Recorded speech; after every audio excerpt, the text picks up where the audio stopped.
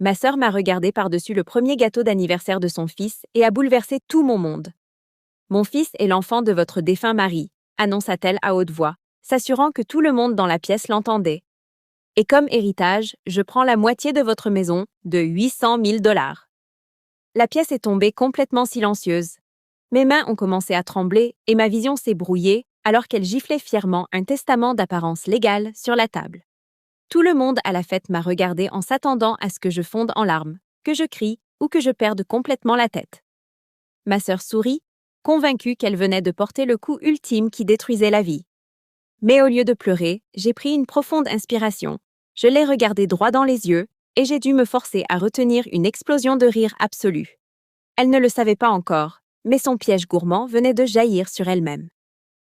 Suivez mon histoire jusqu'à la fin pour voir pourquoi. Je m'appelle Lisa, et à 28 ans, je me suis retrouvée à naviguer dans un cauchemar que je n'aurais jamais pu anticiper. Il y a à peine 3 mois, mon monde a complètement volé en éclats lorsque mon mari, Ethan, m'a été enlevé dans un accident de voiture soudain et tragique. Le chagrin était un poids lourd et étouffant, me laissant entièrement seule dans la belle maison de 800 000 $ que nous avions passé des années à construire ensemble. Chaque recoin de cette maison gardait un souvenir, et honnêtement, sortir du lit chaque matin, c'était comme escalader une montagne. Mais la famille est censée être votre point d'ancrage dans des moments comme ceux-ci, n'est-ce pas? C'est ce que je n'arrêtais pas de me dire quand ma sœur, Chloé, m'a invitée pour le premier anniversaire de son fils. Je ne voulais pas y aller. Je ne voulais rien de plus que de me cacher sous mes couvertures et de pleurer en paix. Pourtant, je me suis forcée à faire bonne figure, à m'habiller et à franchir sa porte d'entrée, croyant que m'entourer de ma famille aiderait à guérir mon cœur brisé. Avant de révéler le piège choquant qui m'attend derrière cette porte, commentez ci-dessous avec une ville d'où vous regardez pour que je puisse voir jusqu'où va le voyage de Lisa. Alors que j'entrais dans la fête en serrant un petit cadeau emballé, la salle était remplie des sons lumineux des enfants qui riaient et de la musique qui jouait. Mais au moment où Chloé a fermé les yeux sur moi, l'atmosphère a subtilement changé. Il y avait une étrange lueur prédatrice dans ses yeux qui me fit instantanément un nœud à l'estomac. Elle n'agissait pas comme une sœur en deuil, soutenant une veuve. Elle agissait comme un loup attendant le moment idéal pour frapper. La fête d'anniversaire a continué pendant encore 1 heure, mais la tension dans l'air était suffisamment épaisse pour être coupée avec un couteau. Je me suis assis tranquillement sur le bord du canapé en essayant de mon mieux de me fondre dans l'arrière-plan. Mais Chloé n'arrêtait pas de me regarder avec un sourire suffisant qui faisait ramper ma peau. Enfin, il était temps de couper le gâteau. Tout le monde s'est rassemblé autour de la table à manger en riant et en prenant des photos pendant que mon petit-neveu babillait joyeusement. Mais au moment où les bougies ont été soufflées, la célébration a pris une sombre tournure calculée. Chloé se dirigea vers la tête de la table et s'éclaircit la gorge bruyamment en exigeant l'attention de tout le monde. La pièce se tut alors qu'elle me regardait directement, son expression se durcissant en pure méchanceté. « J'ai une annonce spéciale à faire », dit-elle, sa voix résonnant dans le silence soudain. Mon fils n'est pas seulement ma joie, il est l'héritier légitime d'un héritage. Mon fils est l'enfant de mon défunt mari Ethan. Des halètements ondulaient dans la pièce. Mon cœur s'est arrêté et j'ai senti le sang s'écouler complètement de mon visage. Avant même que je puisse, après avoir traité l'horrible accusation, Chloé a fouillé dans un dossier tenu par un homme qui se tenait tranquillement dans un coin. Un homme dont je réalisais maintenant qu'il était son avocat. Avec une touche théâtrale, elle a déposé un épais document juridique sur la table juste à côté du gâteau d'anniversaire présentant les supposés documents à la vue de tous. « C'est la volonté secrète d'Ethan », annonça triomphalement Chloé. Il l'a signé juste avant son accident. En tant qu'héritage de son enfant, je prends légalement la moitié de votre maison de 800 000 $. Vous avez 48 heures pour emballer vos affaires. Le silence dans la pièce était assourdissant, alors que chaque œil se tournait vers moi, attendant ma réaction. Les membres de ma famille restaient figés, la bouche ouverte sous le choc, regardant d'avant en arrière entre le visage béat de Chloé et moi. Ils attendaient les larmes. Ils attendaient que je crie, que je nie les allégations ou que je m'effondre complètement sur la trahison ultime de mon défunt mari et de ma propre sœur. Chloé se pencha en avant, posant ses mains sur la table, vibrant pratiquement d'excitation. Elle était absolument certaine qu'elle venait de me détruire complètement et se garantissait un salaire énorme. J'ai forcé mes mains à rester stables en tendant la main de l'autre côté de la table et en ramassant le document. Mon cœur battait la chamade, mais pas pour la raison que pensait Chloé. Alors que mes yeux scrutaient les paragraphes à consonance juridique, la signature falsifiée et le cachet de notaire à l'allure officielle, une vague soudaine et écrasante de clarté m'envahit. J'ai regardé le libellé exact de la réclamation, et il a fallu chaque once de ma volonté pour empêcher ma mâchoire de tomber. Au lieu d'exploser de colère, j'ai pris une respiration lente et profonde et j'ai laissé mon visage tomber dans une expression de défaite totale. J'ai regardé le journal pendant un long moment, puis j'ai levé les yeux vers ma sœur et j'ai chuchoté doucement.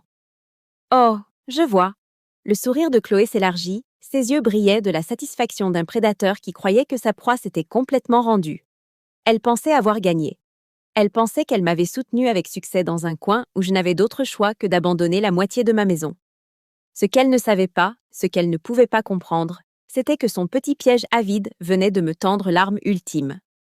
Je baissai la tête, mordillant l'intérieur de ma joue, essayant désespérément de retenir un éclat de rire absolu. L'avocat de Chloé s'avança, ajustant sa cravate avec une indifférence froide et professionnelle qui correspondait à l'air suffisant sur le visage de ma sœur.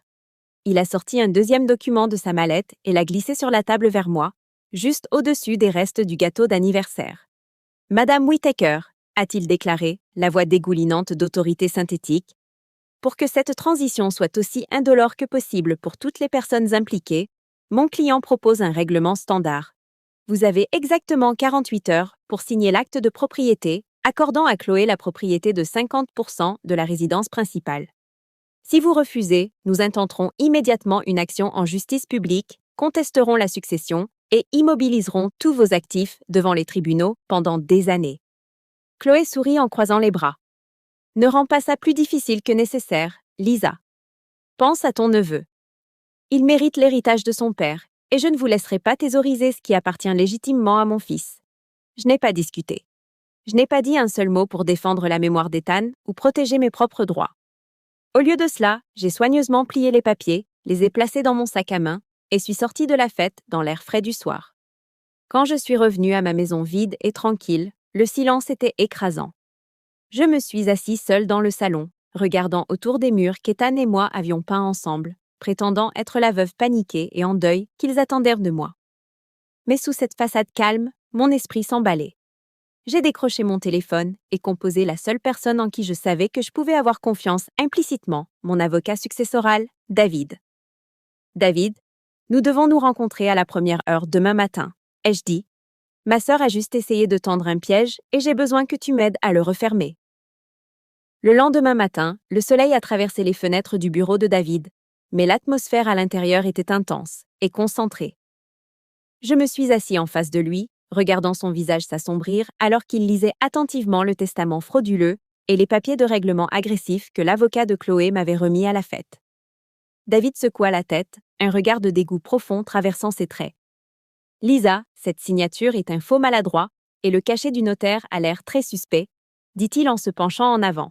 « Nous pouvons facilement contester cela devant les tribunaux, mais cela prendra du temps et une bataille publique sera incroyablement stressante pour vous pendant votre période de deuil. » Je me suis penchée en arrière sur ma chaise, un sourire calme et régulier s'étalant sur mon visage. « David, nous n'allons pas traîner ça dans une longue bataille judiciaire, » ai-je dit doucement.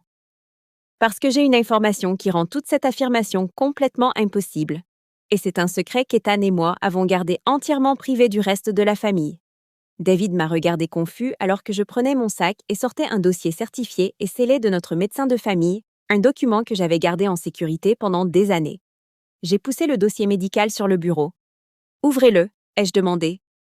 David a brisé le sceau, a déplié les pages et a commencé à « liser le résumé clinique ». En quelques secondes, ses sourcils se dressèrent avec une stupéfaction absolue. Les dossiers médicaux étaient concluants et indéniables.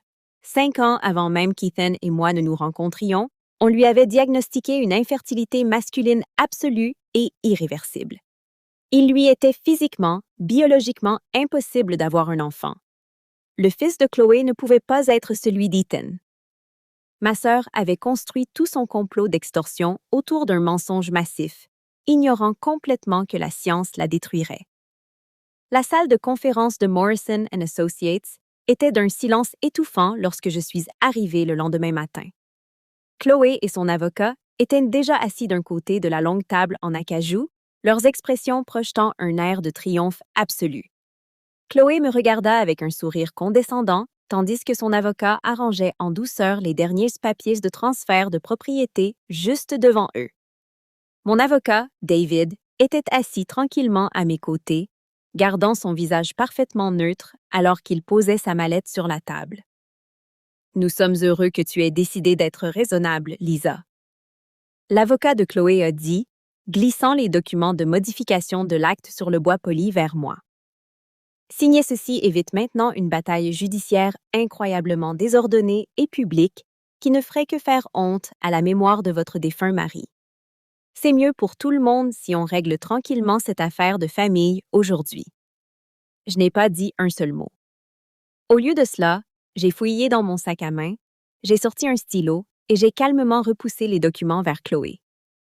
Je pense qu'il est juste que la demanderesse légitime signe son nom en premier. Dis-je, gardant ma voix stable et complètement dépourvue d'émotion. Chloé sourit avec impatience, arrachant le stylo sans un instant d'hésitation. Elle a griffonné sa signature au bas de la page, validant complètement sa demande sous peine de parjure et s'enfermant dans son récit frauduleux. Son avocat a souri, croyant qu'il venait de réussir à voler la moitié de ma maison de 800 000 $ sans lever le petit doigt. Au moment où son stylo a quitté le papier, mon regard vaincu a complètement disparu. J'ai regardé David, qui a ouvert sa mallette et a sorti le dossier médical certifié à côté d'une contre-combinaison fraîchement rédigée. Nous les avons claqués sur la table juste en face de Chloé. « Qu'est-ce que c'est quoi? » demanda, tel son sourire vacillant. « Ce sont les dossiers médicaux d'Ethan prouvant son infertilité absolue, dis-je, appréciant la façon dont son visage pâlit entièrement. Et c'est un procès pour fraude, contrefaçon et grand vol. Vous venez de signer un document frauduleux sous serment. » Les yeux de son avocat se sont écarquillés alors qu'il regardait la preuve clinique. Il a emballé sa mallette et est sorti, laissant Chloé complètement seule pour faire face aux conséquences. Qu'auriez-vous fait à un frère ou une sœur qui vous a trahi de la sorte? Commentez vos pensées ci-dessous et consultez les 2 histoires préférées sur votre écran dès maintenant pour plus de rebondissements époustouflants.